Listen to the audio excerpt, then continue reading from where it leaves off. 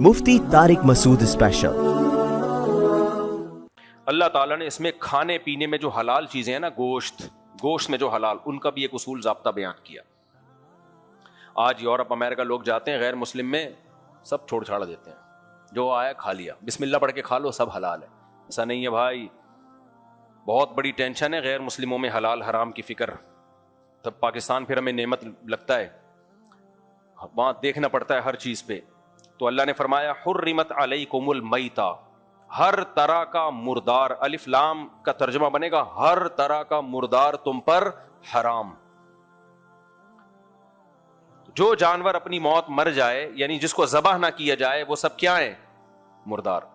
حدیث میں اس سے دو چیزوں کو مستثنیٰ کیا ہے، احلت لنا میتتان السمک والجراد۔ آپ صلی اللہ علیہ وسلم نے فرمایا دو چیزیں، دو مردار حلال ہیں ہمارے لیے، ایک مچھلی اور ایک ٹڈی، وہ نہیں جو کھیتوں کو چٹ کر جاتی ہے ٹڈی، یہ حلال ہیں دونوں مردہ ہونے کے باوجود، یعنی ذبح نہیں ہوتے یہ۔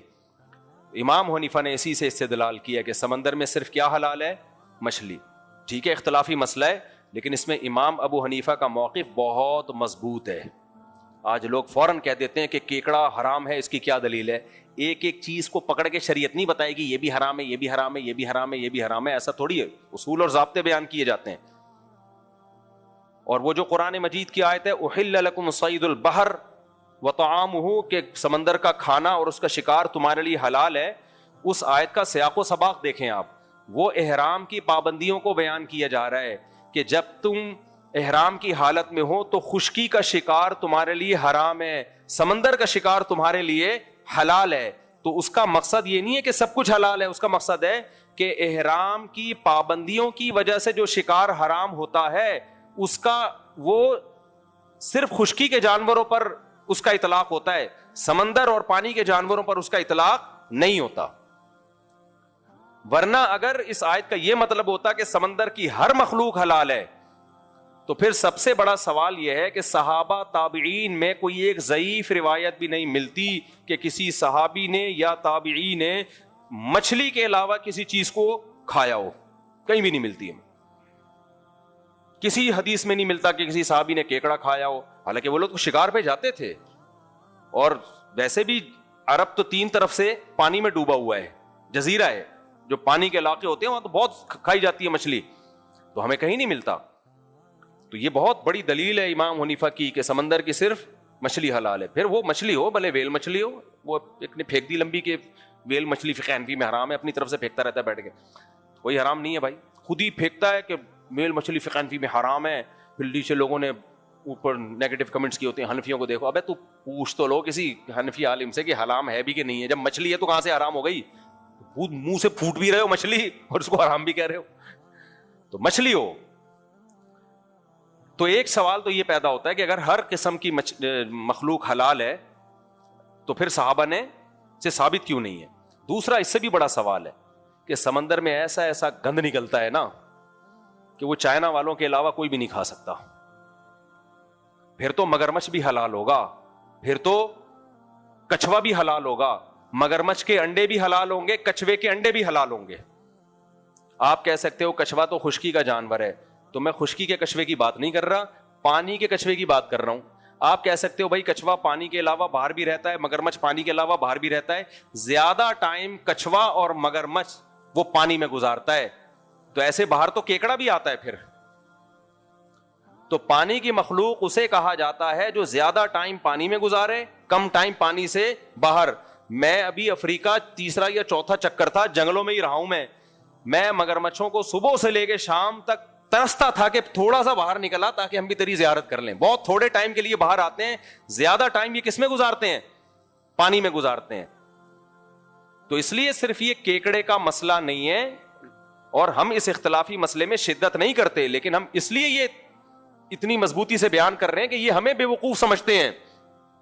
پہلے زمانے میں جب اختلافی مسئلہ بیان ہوتا تھا تو کیسے ہوتا تھا؟ امام شافعی کیسے بیان کریں گے؟ بھائی میری رائے میں یہ کیکڑا حلال ہے، شوافع اس طرح بیان کرتے ہیں، ابو حنیفہ رحمہ اللہ کی رائے میں یہ جائز نہیں، ان کے یہ دلائل ہیں، ہمارے یہ دلائل ہیں، ختم۔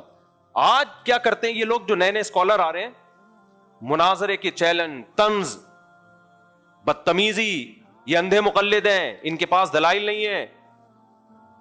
ابھی وہ ایک قاری خلیل صاحب ہے نا، ان کا کلپ آیا کہ اتنا سخت لب و لہجہ اختیار کیا نا انہوں نے خواتین اور مردوں کی نماز میں فرق کے بارے میں. انہوں نے کہا میں قسم اٹھا کے کہتا ہوں حنفی لوگ جو عورتوں کو کہتے ہیں سمٹ کے نماز پڑھیں, یہ اندھی تقلید میں کہتے ہیں.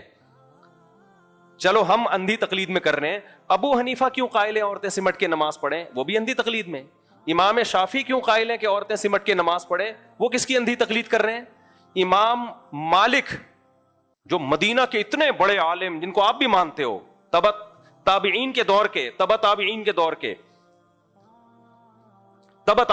کے, کیا وہ بھی اندھی تقلید کر رہے ہیں؟ حالانکہ وہ بھی کس کے قائل ہیں عورتیں سمٹ کے نماز پڑھیں. امام احمد ابن حنبل جو امام بخاری کے استاذ ہیں وہ بھی کس کے قائل ہیں عورتیں سمٹ کے نماز پڑھیں. یہ سارے اندھے مقلد تھے, ایک آپ ہی دنیا میں آئے ہو قرآن و سنت کو سمجھنے والے, اور پھر دلیل کیا دے رہے ہیں؟ وہ میرا کلپ چلا دینا ان کے ساتھ. مجھے قاری خلیل سے ذاتی بغض نہیں ہے, آپ اختلافی مسئلہ آپ کی اگر رائے ہے تمیز کے دائرے میں بھی بیان کر سکتے ہو, لیکن یہ لوگ ایسے بیان کرتے ہیں کہ قرآن و سنت ان پہ اترا ہے, باقی پوری امت ہزاروں سال سے صدیوں سے گھاس کھا رہی تھی, کسی کو قرآن و سنت سمجھ میں آیا ہی نہیں ہے, ان پہ نازل ہوا ہے. یہ ہے جو ہمیں سمجھائیں گے غلط مسئلہ اور اتنے کانفیڈنس کے ساتھ. اور دلیل کیا دی ہے؟ پہلے تو الزام لگائے اندھے مقلد ہیں, اور دلیل کیا دے رہے ہیں کہ نبی صلی اللہ علیہ وسلم عورتوں کے بھی نبی تھے اور مردوں کے بھی نبی, تو جیسے نبی نے نماز پڑھی ہے عورتیں بھی ویسے ہی نماز پڑھیں. دلیل سمجھ میں آئی؟ تو نبی نے تو سمٹ کے سردہ نہیں کیا تو عورتیں بھی سمٹ کے سردہ نہیں کریں. قاری خلیل صاحب میرا آپ سے سوال یہ ہے کہ پھر حج بھی عورتیں ایسے کریں جیسے نبی نے کیا ہے؟ نبی عورتوں کے بھی پیغمبر ہیں مردوں کے بھی ہیں, تو نبی نے تو زور سے لبیک کہا ہے. آپ کوئی صحیح حدیث دکھا دو جس میں عورت کو آہستہ لبیک کہنے کا حکم ہو, کوئی دکھا دو. آپ کہہ سکتے ہو عورت کی آواز کا پردہ ہے, اس پہ کوئی صحیح حدیث دکھا دو کہ عورت کی آواز کا پردہ ہے, ٹھیک ہے نا, ہم مان جائیں گے. آپ اس پہ بھی کوئی حدیث دکھا دو. دوسری بات یہ کہ نبی صلی اللہ علیہ وسلم صفا مروہ میں دوڑے ہیں, کوئی صحیح حدیث دکھاؤ جس میں نبی نے عورتوں کو صفا مروہ میں دوڑنے سے منع کیا ہو. ایک بھی حدیث نہیں ہے. حضرت عائشہ کے ایک قول ہے وہ بھی ضعیف, اور وہ بھی تو حضرت عائشہ کا قول ہے نا, نبی کا حکم تھوڑی ہے, اور وہ بھی ضعیف سند ہے, حضرت عائشہ سے ثابت نہیں ہے, وہ صحیح سند سے نہیں ہے. آج اگر کوئی آپ ہی کے مسلک کا اٹھ کے مولوی فتویٰ دیتا ہے کہ عورتیں صفا مروہ میں دوڑیں گی, اور اس لیے بھی دوڑیں گی کہ حضرت ہاجرہ کیا تھیں؟ عورت تھیں, وہ تو دوڑی تھیں, اور دلیل میں پھر احناف تو کھڑے ہو جائیں گے نا, شافی, حنفی, مالکی اور حنبلی, یہ سارے کھڑے ہو جائیں گے, بولیں گے نہیں بھائی یہ چاروں فقہ اس پر متفق ہیں کہ عورت چلے گی دوڑے گی نہیں. آپ کہو گے اصل میں یہ اندھی تقلید کر رہے ہیں, یہ نبی صلی اللہ علیہ وسلم کو صرف مردوں کا پیغمبر مانتے ہیں, عورتوں کا نہیں مانتے. تو کیا یہ آپ کی بات صحیح ہوگی؟ اگر صحیح ہوگی تو پھر آپ یہ فتویٰ دیں کہ عورتیں دوڑیں گی چلیں گی نہیں, اور ناصرالدین البانی نے تو دے بھی دیا فتویٰ کہ دوڑیں گی چلیں گی نہیں.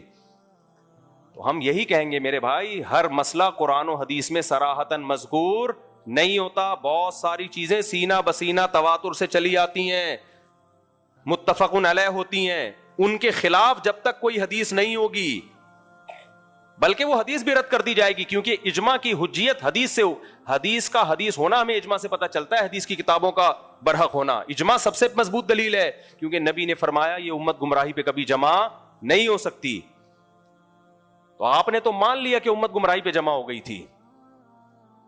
تو اس لیے میں فروعی مسائل میں شدت کا قائل نہیں ہوں, لیکن یہ لوگ اس طرح سے مسائل بیان کرتے ہیں کہ لوگ ہمیں نہیں, ہمیں بے وقوف سمجھ لو میرے بھائی, ہم جیسے سینکڑوں آئے سینکڑوں چلے جائیں گے.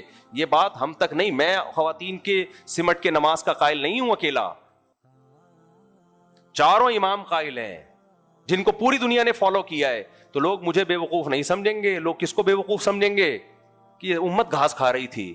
امام بخاری کے استاذ امام احمد بھی غلط, امام شافعی اتنے بڑے حدیث کے عالم وہ بھی غلط, امام مالک تو اتنا بڑا مقام ہے, ان کے تو اتنے فضائل حدیث سے ان کی فضیلت ثابت ہے. بہت ساری کچھ حدیثیں ایسی ہیں جو لوگوں نے امام مالک پہ منطبق کی ہیں کہ اس سے مراد امام مالک ہیں. سب غلط بھائی, آپ اکیلے آئے ہو یار. تو اس لیے جو جب بھی خواتین اور مردوں کی نماز میں فرق کے بارے میں یہ دلیل پوچھا کریں نا کہ نبی سے دکھاؤ کہ عورتیں مردوں کی طرح یعنی سمٹ کے نماز پڑھیں گی, تو ان سے بولو آپ حدیث سے دکھا دو عورتیں چلیں گی دوڑیں گی نہیں. تو اسی وقت پروگرام کیا ہو جائے گا, بڑھ جائے گا. تو یہ رمضان ان باتوں کے لیے ہے نہیں, لیکن تکلیف ہوتی ہے کہ پہلے ہی لوگ مذہب کو فالو نہیں کر رہے اور آپ ہمارے اتنے بڑے بڑے اسکالر سے لوگوں کا اعتماد اٹھا دو تو پروگرام تو امت کا بڑھ گیا, صحیح نا, برباد ہو گیا پروگرام. تو جو امت جس طرف گئی ہے میرے بھائی اسی کو فالو کرو. تو یہ میں اس لیے یہ سمندر کی چیزیں حلال ہے حرام ہے یہ اختلافی مسئلہ ہے, میں اس میں شدت نہیں کرتا, لیکن میں شدت کیوں کر رہا ہوں اس بیس پہ کہ ہمارے مخالفین بہت شدت سے بیان کرتے ہیں, ایسے پیش کرتے ہیں جیسے امام حنیفہ کو تو قرآن و سنت کا پتہ ہی کوئی نہیں تھا. تو اب سمجھ میں آ گیا کہ اگر آپ سمندر کی میرے بھائی پانی کی ہر مخلوق کو حلال کہتے ہو نا, تو آپ کو کچھوے کو بھی اور مگرمچھ کو بھی حلال کہنا پڑے گا. تو کچھوے کے انڈے کھائیے آپ اور مگرمچھ کے انڈے بھی جائز ہونے چاہیے. ہم تو تھائی لینڈ گئے تھے, وہاں لوگ مگرمچھ کھا رہے تھے, میں تو الٹی آ رہی تھی دیکھ کے. ہم کہہ رہے تھے اللہ تیرا کتنا شکر ہے تو نے ہمیں مسلمان بنایا, ان گندگیوں سے تو نے ہمیں بچا لیا. ہو سکتا ہے کوئی شاذ قول نکل آئے کسی بزرگ عالم کا کہ وہ کچھوے کے قائل تھے, ایسے شاذ قول تو ہر ایک کے نکل آتے ہیں.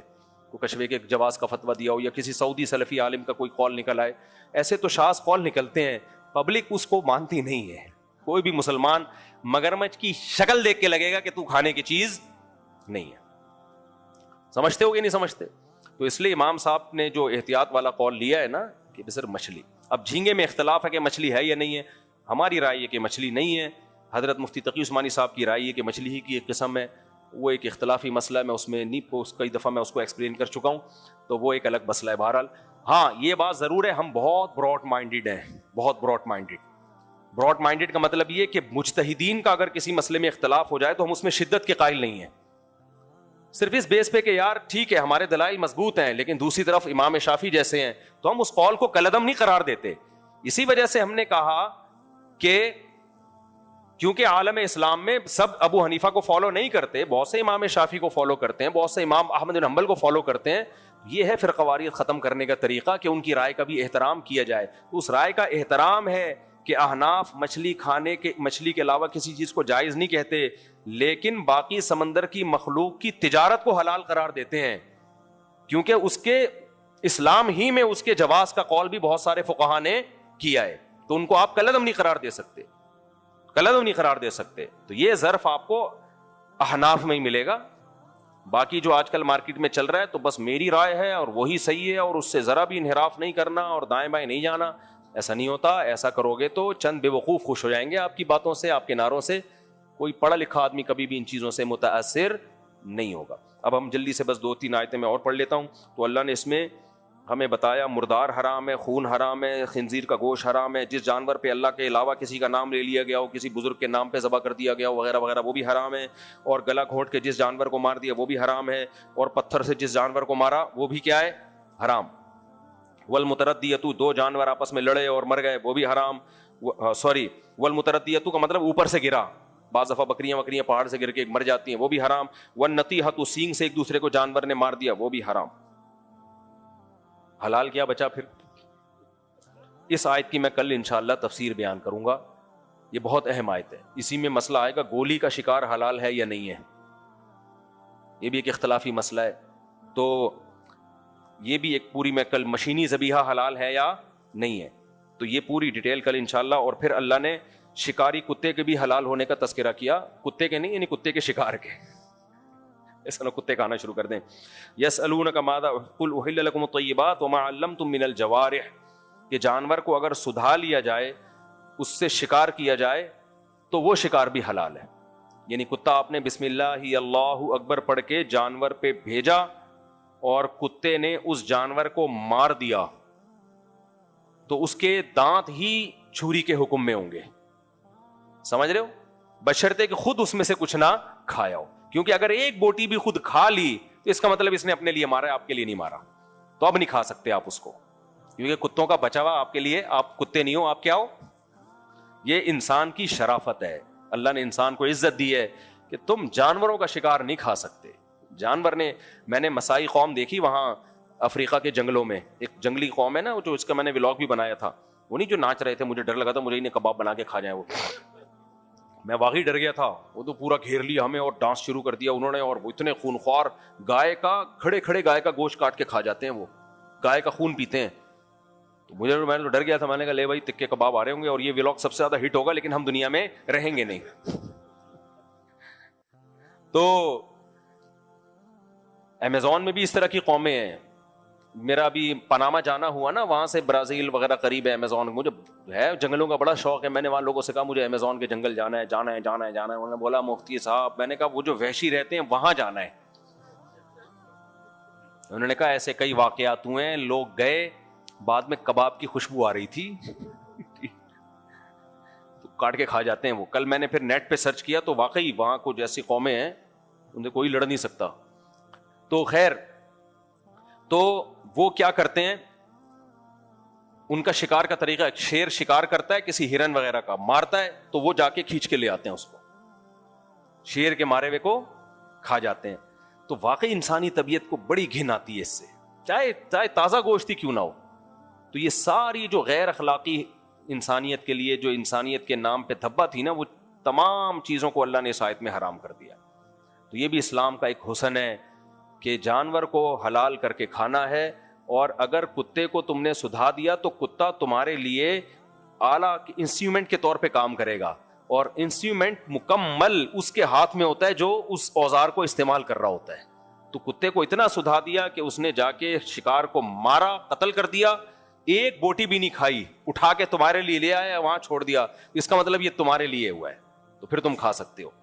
اور اگر اس نے کھا لیا تو بس بولو اب تم ہی کھاؤ گے آپ اس کو, اب یہ ہمارے کھانے کا نہیں. وہی شیشے والی مثال آتی ہے, بوری میں شیشے رکھے ہوئے تھے, ایک آدمی کی عادت تھی ٹھوکر مار کے پوچھتا تھا اس میں کیا ہے.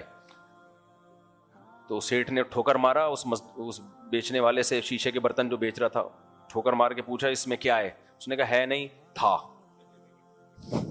اب نہیں ہے. تو کتے نے اگر خود کھا لیا نا تو آپ بولو اب یہ میرا نہیں ہے, یہ میرا تھا کسی زمانے میں.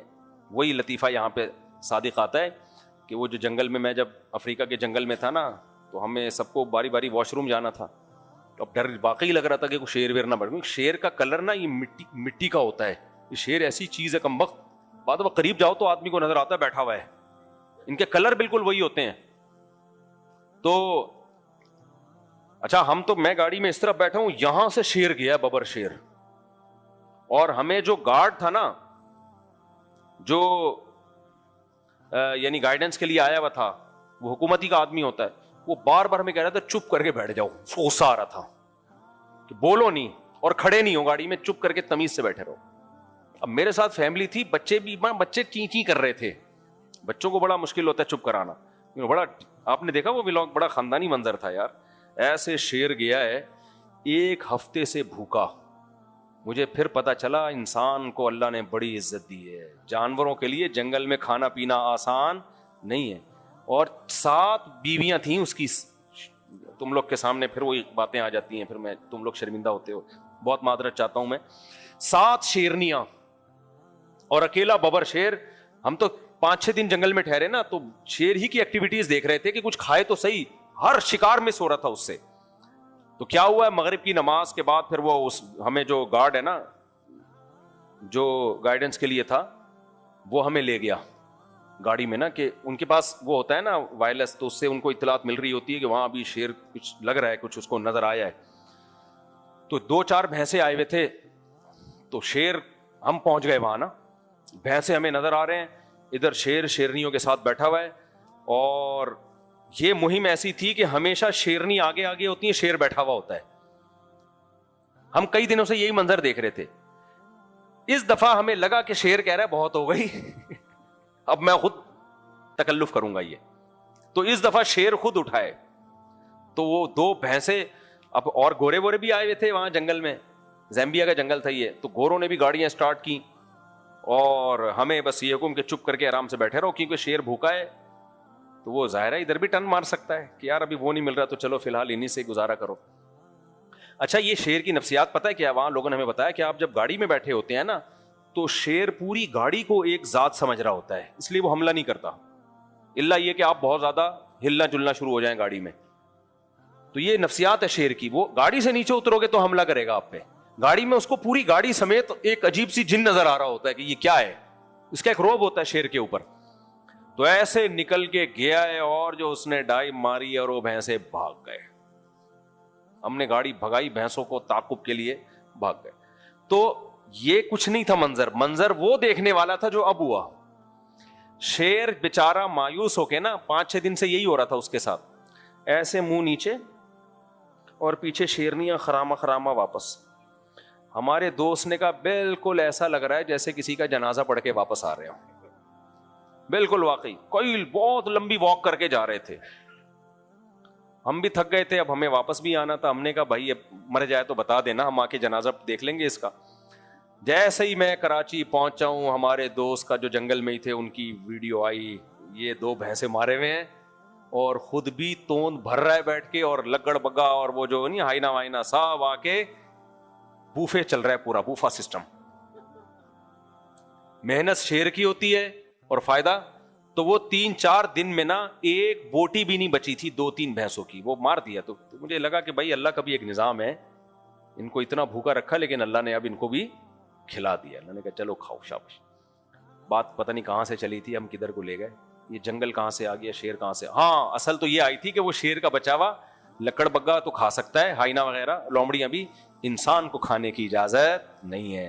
انسان کو اللہ نے حکم یہ دیا ہے کہ تم گراؤ گے بھی, ذبح بھی کرو گے, پھر خود بھی کھاؤ گے, شیروں کو بھی کھلاؤ.